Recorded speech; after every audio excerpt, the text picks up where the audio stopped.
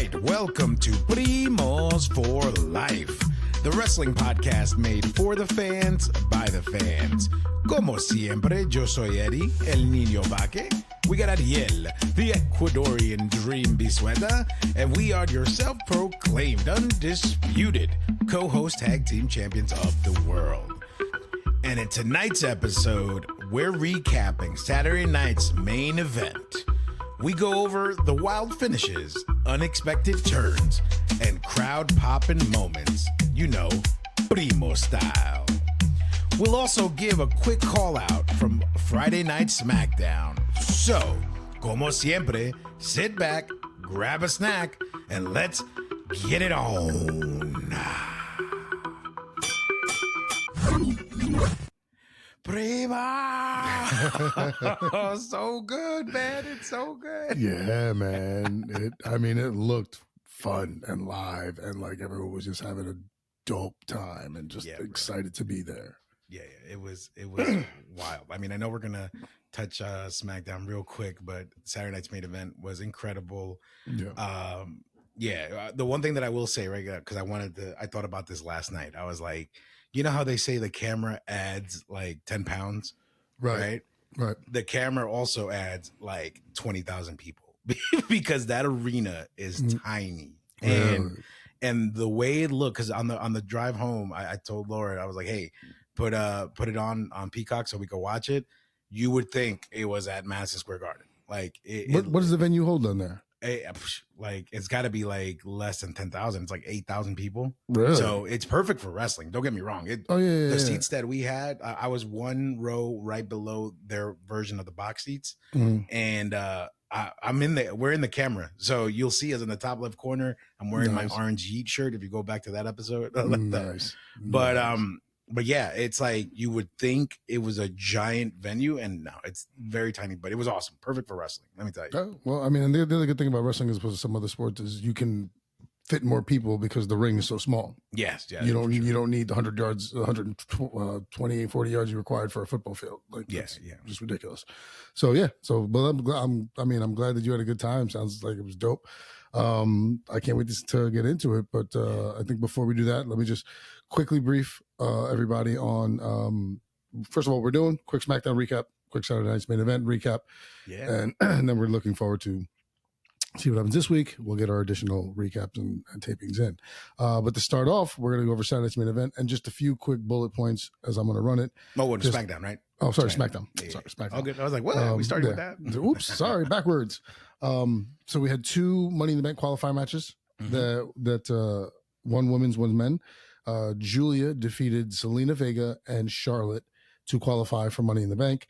And La Noche defeated Aleister Black and Shinsuke Nakamura to qualify for the men's Money in the Bank.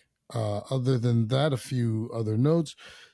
We had Beachin's first match. I was quite excited about that because now I have to roll with them. And now and now every chance I get to say Beachin, I'm just going to say Beachin. Yeah. So Beachin. No, but my thing was, though, what I liked about it is like they've really done a good job like making me care about them, right? Because as soon as I saw them on screen, and then now that we've officially named them Beachin, we're just like, it's Beachin, let's go, like let's go for the win, So I'm behind them. You're excited, yeah, man. Yeah, I'm down. I'm there, man. For sure.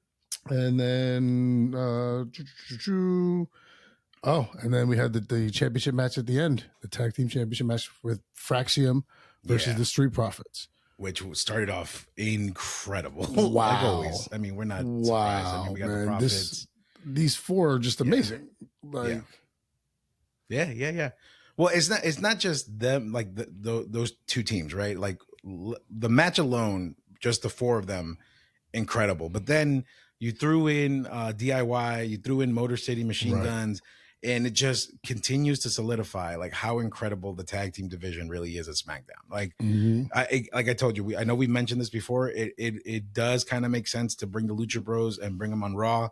But we don't want that to happen. We want, separate runs for Penta and Phoenix. Separate runs for now. But it makes sense because they're giving them Raw a run for their money in the tag division for sure. Sure, but it's just unnecessary. But yeah, no. So the matches continues. It's going on. And they're taking finishers. like you said, the run-ins, and then you know, right out of nowhere, everything just goes black. Yeah.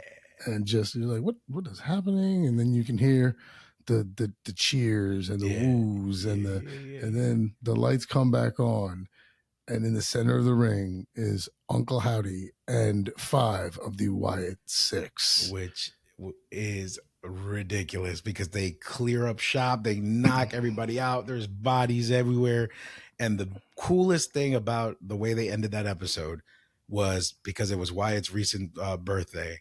They had the cake in the middle of the ring, right. And you know, Uncle Howdy said something. I didn't get to hear what he said. Did you catch what he said or no? No, I didn't hear anything. Yeah, I'm sure it was something towards Bray, and then blows out the candle, and then boom, episode's over. And I was just like, what just happened, man? Like the old school Firefly Lantern when he'd be like, you know, it's just like, oh shoot, really like, good. That was dope. I didn't catch it. I just saw it. I was like, oh, whoa, man. Because once again, I was like, end of SmackDown starting to be like this. I was looking at one eye at like 2:30 in the morning. I was like, oh, come on, wait, okay. Yeah. But yeah, no, but solid episode. So quick update on Money in the Bank. As of right now, as I have it, we have 3 of the women contestants: Bliss, Perez, Roxanne Perez, and Julia. And for the guys, we have La Noche and Solo Sikoa. Yeah. So yeah, it's a great, fine episode of SmackDown. Good leading solid into the PLE. Dope ending. Can't wait to see what happens with that. And then we get into Saturday night's main event. Now, before we jump into Saturday night's main event, right? Okay. A few things that I want to touch on SmackDown, right? The Legado de Fantasma. Oh, yes. Fancy dinner. I told you it was fancy. I forgot about that. And we spoke about it a few moments ago, and I completely forgot about it. That was true, like Univision, Dos Mujeres Un Camino style, like Marimar type thing. Oh my God, the wine glasses are poured perfectly. He's talking. He's just talking. More talk. Like, all right, man. Like, what do you remember? Here's another pep talk. Like, like, hey, man. Another pep talk. I love it. Yeah, but to get mad. And then when he stands up, he just slugs the wine and he pieces. I'm like, let's do it. Loved every bit of it. That was absolutely hysterical. And I can't wait to see where they go with it. But I thought that was so fun. Yeah. And it definitely an awesome setup to announce, because there was an announcement behind that dinner, right? That they're going to be in a 3-man tag at Worlds Collide, you know, against Psycho Clown and a bunch of other folks from. And then the guy who's got the name that's like 6 words. It's like El sobrino de mi papá, de mi primo, de mi hermano. What is happening here? And then it's like, and then the last word is like crazy. Tom. It's like, what? But really excited for that setup. And then here's the other thing that I'll touch on too, and then we'll jump into Saturday night's main event. So the Wyatt 6 thing, right? It brought back a memory, right? So basically, right before Bray Wyatt came back as the Playhouse version of it, right? And then the Firefly, yeah. Right. Before that, there was a time where, remember, he was away, right? Because I think he was dealing with a lot of his medical stuff or his, whatever he was going through. Right. And believe it or not, he was actually living and staying in St. Pete, Oh, really? And I'll never forget this. The gym that I go to, I'm usually like a morning person. So I go to the gym in the mornings. I go like 4 or 5 a.m. before work. But this one time I decided, you know what? I still want to get the workout in. I'm going to go like at 8, 9 o'clock. So I go there and I see this nice, G-Wagon parked up front, wrapped beautifully. And I'm like, oh, okay, this is nice. I see ballers come at this time, whatever, all good. Right. And I walk into the gym and at the corner of the gym, I see Bray Wyatt. And I was like, wow, and then, me being a fan, I don't want to attract attention, right? Because he's there to work. What I mean? He's a person. He's trying to do his thing. Respect his time and his privacy and things like that, of course. Yeah. Now, the cool thing, though, is I was wearing my Wyatt gym shirt, tank top, underneath my hoodie, because I like to work out in a hoodie. Right. So that sparked the conversation, right? And I'm like, hey, man, just huge fan. Obviously, you can tell by the shirt. And it's like, oh. And he tells me this. He's like, bro, you know why I came up with that shirt? And I'm like, why? And he's like, because, man, I'm sure you've heard the stories online, but it's so true. He's like, Vince will call you at 2 a.m. asking you what you're doing and if you're going to go work out with him. Like, I'll be dead sleeping. And he'd be like, hey, Bray, what are you doing? You know, he's like, Vince, I'm sleeping. Like, what do you want from me? And he's like, nah, stop being a little wussy and come hit the gym with me. And he's just like, bro, we got to be on set tomorrow. You know what I mean? So what are we doing? So it was initially the shirt was created as a rib towards Vince. You know what I mean? So that's the story behind it. And then here's the part that I kind of regret, but you know, again, I was just trying to be respectful. He was like, you know, you want a picture? And I was like, nah, man, you know, I'm a fan, you know, but I don't want to, you know, cause attention. I just do your thing. Just know that we love and like I love and everything that you do and out there, man. Keep up the good work, and you know you're gonna get that belt back soon and stuff like that. And then that was the last time. And then maybe like a month or two later, that's when he passed. So you know, it's one of those stories that I was like, man, you know, I really wish I could have, you know, captured that moment. I mean, I have the memory, and now we have the platform to kind of share it. Right. But like, imagine how many fans don't get to do that. You know what I mean? To have that picture. Yeah, I mean, and the thing is, he offered. Yeah, because that's the thing is a lot of time people like they'll ask, and the fact that he offered just shows like that's a genuinely nice dude. Like for sure. This is something that I know a lot of celebrities don't like doing and only do it when they're asked.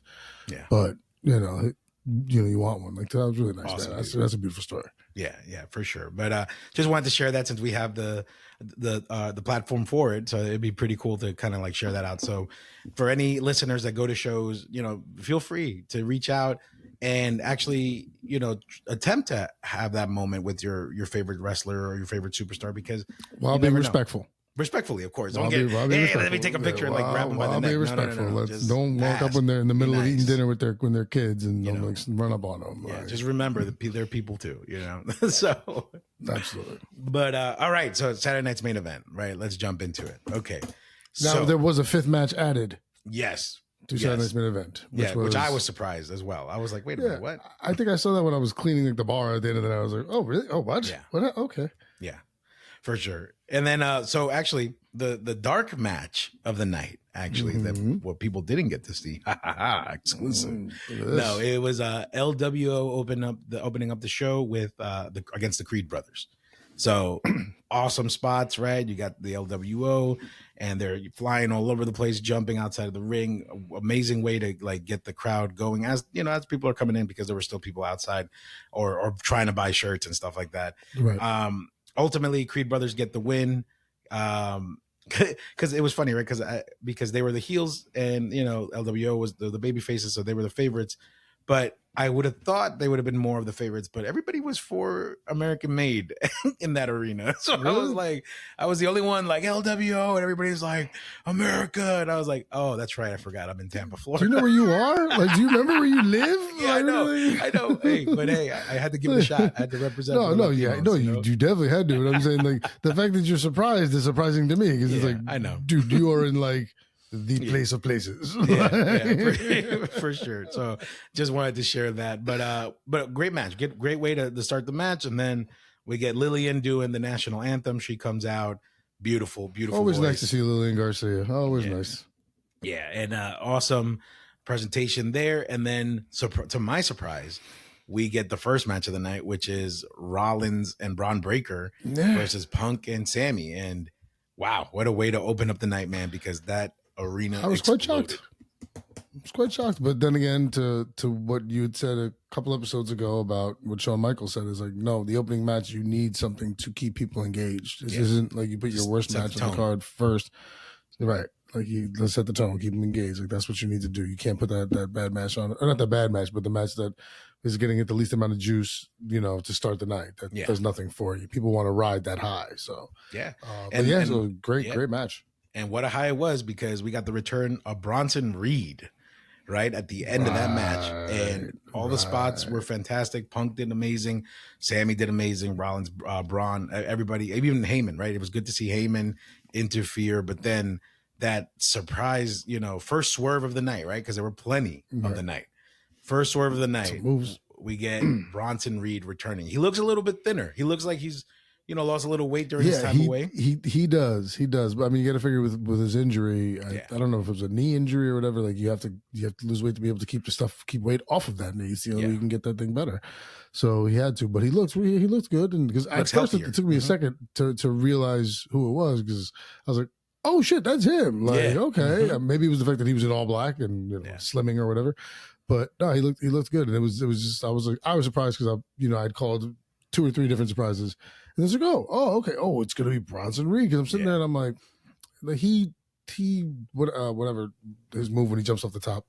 Yeah. He did it like 6 times to Seth freaking Rollins. So it was all forgiven. Is he like, if he's crazy enough to do that, now I'm going to hire him on my team, because then I'm going to have him, Bronathan Breaker, and, and we're going to run stuff. Yeah. No. I was surprised to see him too, because it seemed like there is a pass with both Seth and Braun with Bronson, and it was just weird that they bringing him into the fold and like all is forgiven sort of thing. So, but maybe the angle here is like, hey, all is forgiven because there's a bigger picture, there's a bigger goal, and the only way to get there is by actually, the friend of my friend, is actually, or the enemy of my friend is my friend, or whatever, however it goes. You know what I'm saying? Yes. Yeah. But the enemy of my enemy is my friend. There you go. That whole spiel, right? But overall, great match. I was wrong with my pick, right? Because you picked, I picked Punk for the win, right? Yes, yeah. You picked Samuel and Punk. And I took Bronathan and so but I knew the swerve was coming, just didn't know from where. Thought maybe it was the Sammy Heels, which I saw an opportunity for at one point, and I was like, "Ooh, is it? Are we gonna get it? Is it?" And then it didn't happen. And then Bronson Reed came out and just sent Punk through the barricade. The barricade. I was like, "Oh man, geez!" Like, so, but great match. I mean, the match itself was solid. Up until all 4 guys are great workers, so it's good. And then fun ending with the swerve, first of many. See, the next match is actually the surprise entry, right? Which was the women's match between Zelina Vega and Chelsea Green for the U.S. Women's Championship. And I know by default we know who we're picking for Zelina Vega in this case. But I will say, unfortunately, because I was there and I was watching it live, I really wasn't crazy about this match. I feel like they've had better run-ins before. It was a little bit sloppy, in my opinion, especially watching it live. But maybe you saw something different. Maybe the cameraman made it look better. But for me, I wasn't crazy about it. It was my lull match of the night as well. And not because these two aren't great workers. Like you said, they've put on great matches before. Yeah. The ending was great. The code red that you lived from the top was the top rope. That was dope. It was great. But I with you was just like, okay, like I feel like they just kind of rushed this, threw it together, and they, as great as the workers are in terms of the superstars and their in-ring talents and everything, you want to build a little bit of a storyline. It means a little bit more. The matches, you tend to be more invested, and you're not quick to call out a few slips or spots or whatever have you. But okay, match. Zelina wins. Knew it was going to happen because not going to pull it off for that early, right? So, but yeah, I thought it was okay. Yeah, agreed. It was okay. I was trying to root again, but everybody was for Chelsea Green. Obviously the crowd. My bad.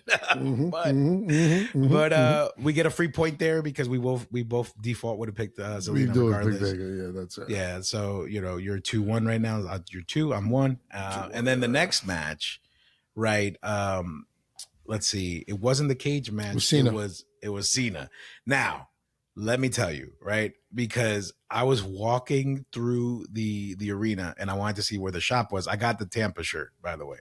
Okay. But I was like, I got my eyes on the Ron Cena shirt, and I was like, I need to get that. And I was like, I'm gonna get you one. I was like, we need to get that. I was about to say, dude, if you saw that, you grab one for me on the spot. Absolutely. Well, I was thinking about getting it on Monday, right? Because I'm gonna go back Monday. Well, But yes, I saw that and I was like, I want that. I need that. Like, I got the Tampa Bay one, but I need that Ron Cena shirt. Fantastic, bro. That he is a fucking treasure. He is such a treasure. He's such a treasure. He's such a treasure. Such a treasure. I love Ron. He's the best. Yeah. That shirt, when he came out, and it's funny because I was working with my homie Jason yesterday, and he was like, I'm just checking real fast. I was like, all right, I don't want to hear anything.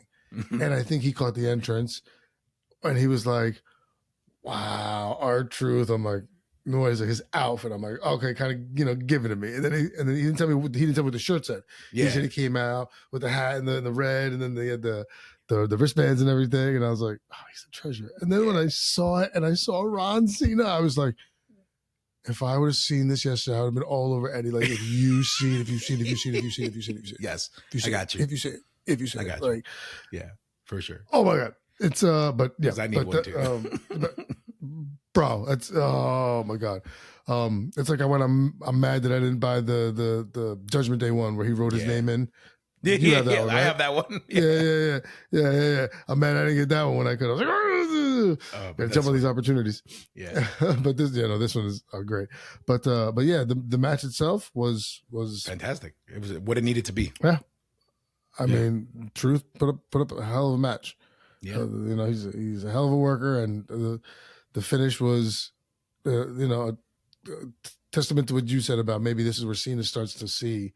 Yeah. And we almost had that moment when he ways. stopped, right? He was like, because he took the belt and he was about to hit him with it, and then just R-Truth looked at him and he's kind of like, no man, like don't do it, like, and then he looked at the crowd and see, and then he handed the belt back to the ref, and as the ref is handing the belt back to the timekeeper, Cena just kicks him in the crotch, man, right in those huevos, bro. And it's just like, oh no, and then down, and then he gets A8, and it's the end of R-Truth, and no running in this match the way I thought it was going to be, which is why I picked Truth, but something for later. But you got this one right because you went John Cena, and me thinking fun running that I lost. So right now we're tied dos a dos. But to be fair, it's your fault because I was literally watching that match waiting for the Randy run in. So you ruined, you didn't ruin it for me, but you had me looking. I was like, where? Come on, let's have this, Just scout, just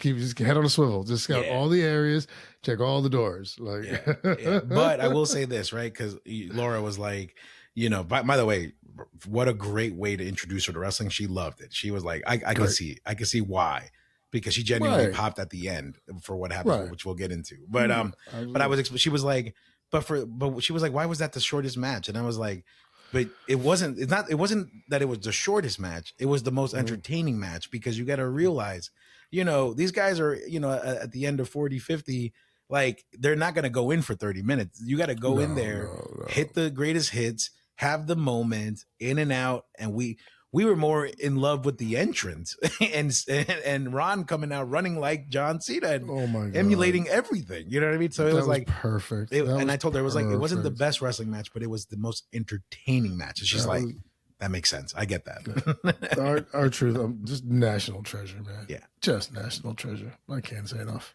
Yeah. And then we get the next match, which is the cage match, right? The cage match. Which with Damian and Drew.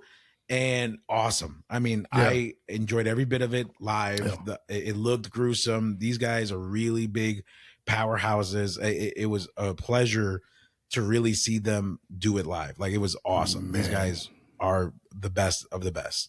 Two big guys.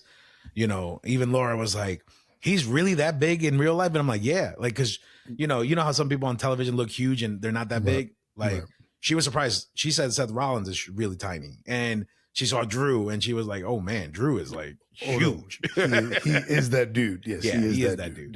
Yeah, both of them. They're both huge monsters, and they're quite great at their job. Yeah. This was a great match front to back. We both called it. Priest needed to get this dub. He did, and I thought it was looking not for a while because especially when McIntyre hit him with the South of Heaven chokeslam. I was like, move. No way, because he had already done the Claymore like a minute or two before that. Then he lands this. I'm like, shit. See, like I gut feeling. Like nope. I literally gonna be like, I'm right here. I'm about to call Eddie and be like, I fucking told you. like, but when he popped up, I was like, oh, okay. And then the way they had sold it, or the way they were selling it, and I don't know if you watched the full episode and listened intently. The way they sold it was that Priest, because Jesse the Body Ventura, Governor Jesse the Body, or Jesse the Mind Ventura, what he said, he was like, why didn't he go over?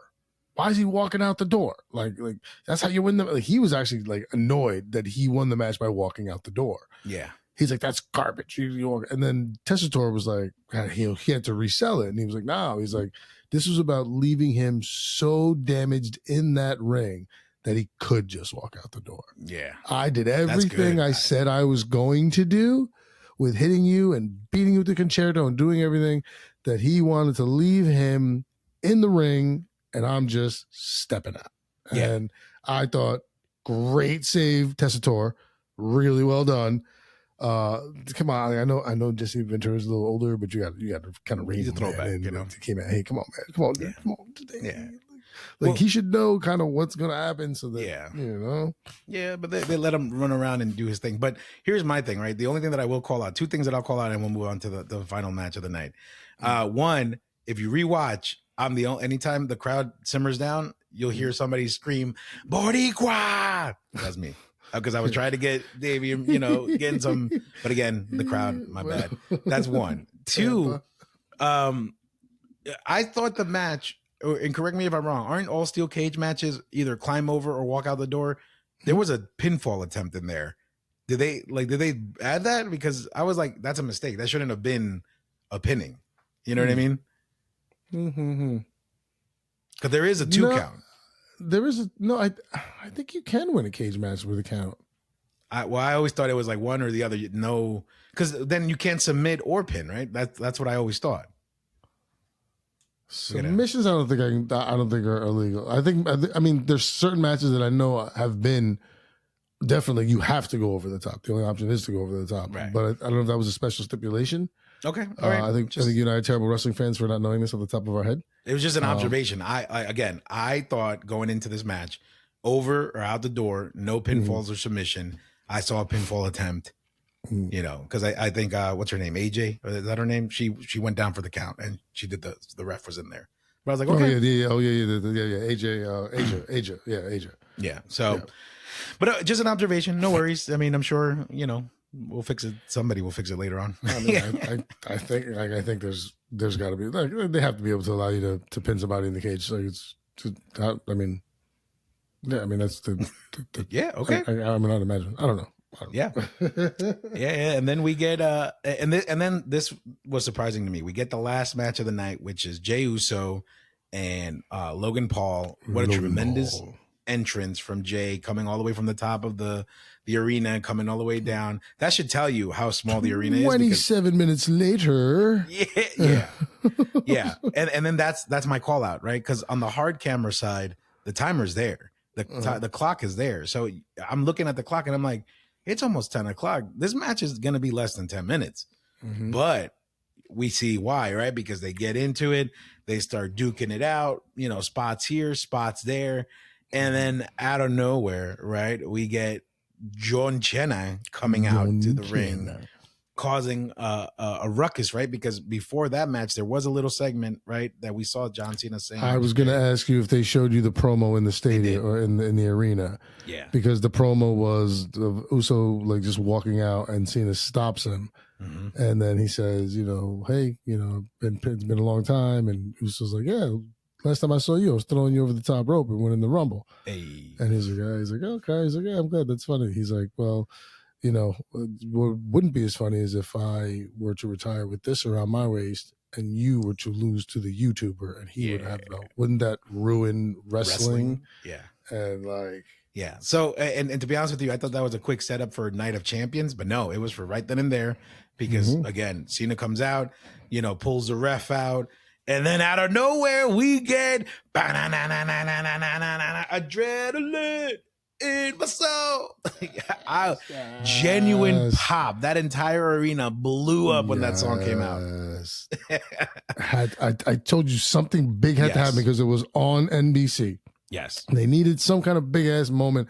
I thought they were going to give Cody more time off. I'm glad I was wrong. Yeah. Welcome back, Cody Rhodes. Yes. Welcome back to Cody. What an amazing way to bring him back to set up the next match too, right? Because at the end, they're like, hey, you know, I see you got your partner and I got mine. We'll see you guys at Money at the Bank. And it was like, okay, now we got the next match set up for that event, which is perfect way of doing it if you think about it. Because again, we have such a short time until Money in the Bank. So right. Yeah, Money in the Bank's like 2 weeks away. Yeah. Something So like good. So good way to build up to end all the stories or end the current feuds or whatever's happening now, but also great way to build up the next chapter for Money in the Bank and for Worlds Collide, because these announcements in Friday and Saturday were all, announced on, leading into the end of this event. So overall, fantastic, fun, little off screen stuff that we saw. Jay stayed in the ring, thanked Tampa, talked about how he used to live in a little apartment on Fletcher Avenue, which is a few minutes away from the arena. And shout outs to Hillsborough County, because you remember he used to get in trouble with them a lot. Nice. But really humbling moment of how far he's come, and appreciating his stomping grounds in Tampa. That's dope. Because he said he started his career 15 years ago in Tampa. Like the road to him to become who he is now started there in Tampa. So awesome. Cool. That's cool. Yeah, man. Cool. So very happy with the overall event. As being there live, I was super excited, and I got no final thoughts. I mean, I'm good. I'm happy. I'm waiting. Yeah. I can't wait for NXT tonight and Monday Night Raw, and I might have to give away the tickets for Tuesday because I'm exhausted. I told you, man. At some point, it's gonna hit you day one. I was expecting you to make it through like midway through tonight and be like, "Nah, you already hit it when you woke up this morning." Yeah. It's a long one, man. It's a long one. One quick question on it, because I know they're doing the Money in the Bank and then the AAA thing. The triple thing is on YouTube, correct? Is that YouTube TV, or is that just gonna be just streaming? Or is it like, are they running some kind of live thing? I think it's just YouTube. I think it's just YouTube. I don't have to have YouTube TV, because I don't have YouTube TV and I want to watch that PL. Yeah. Okay, great. And then no final thoughts. Great. Looking forward to that Money in the Bank match. Good setup for it. The Priest McIntyre match was fantastic. Good to see, fun to see Bronson Reed there. Watching Cena cheat, and of course the Ron Cena farewell tour shirt that made the whole PL. I got you. I'll scoop it. But yeah, so solid pay-per-view, man. I'm glad you enjoyed it. Enjoyed tonight. As much as I want to see Trick Williams win, I mean, it's against Joe Hendry, so I can't really do that, and you can't really turn the TNA title over on a WWE PLE, even if they're working together. Yeah. But yeah, have fun tonight, man. Enjoy, and once again, big thank you to everyone who's listening. Take the time out to do so again. We're trying to get some quick hit episodes just to keep kind of everybody's day moving, so you can get in, on your way to work or whatever, figure it out. But we are very happy and thankful once again to everybody who listens, follows, clicks, likes. Yesterday at the bar again after work, someone brought it up to me. They're like, "Oh man, I this great job today." I walked in, and the bouncer who watches wrestling, he's like, "Bro, I'm watching it right now." I'm like, "Don't say nothing. Like, I'm feeling down. Hang on." Like, so it was good. So it was dope. But yeah, thank you everybody. We love you. More than words can say, and family, friends, all in between. Thank you very much. Absolutely. Yes. And remember to follow us and locate us at primosforlife.com. We're on YouTube, Spotify, TikTok, Instagram, Apple Podcast, Amazon, you name it. But like Ariel said, we are trying to do these Spitfire episodes, try to get in, get out, give you what you need. So we always are appreciative of you guys listening, tuning in. I just want to put this out there. We have seen a shift, right? It seems like a lot of people have moved from the Spotify area, and now they're moving more towards the YouTube, because I guess they're watching more or listening more through that podcasting service. So as long as you're listening and watching from somewhere, we definitely appreciate it. Pick a lane and go for it. And if you like the more in-depth episodes, let us know. Because if you want, we can do a 10-minute hit on the specific thing that happened or something like that. I mean, a quick reel, or if, we can just say, instead of capping whatever 30 minutes, we'll go 45, what have you. You guys let us know. We are eager to please, because we want to make sure that everyone's just enjoying themselves. Exactamente. So, thank you guys very, very much. Yes. And como siempre, primo. Yeah. You know what to do. Ladies and gentlemen, as always, thank you very, very much for sitting with us, listening to us, and kind of having a good time along with us. We can't wait to do it again. Looking forward to Eddie's recaps on everything, including probably a Raw recap coming up soon. It should be absolutely fantastic. But up until then, we will see you when we see you. We will see you when we see you. Take care, everyone. Oh, that wasn't a finger. That was my pen. My finger's the pen. We'll see you when we see you. Take care. Later.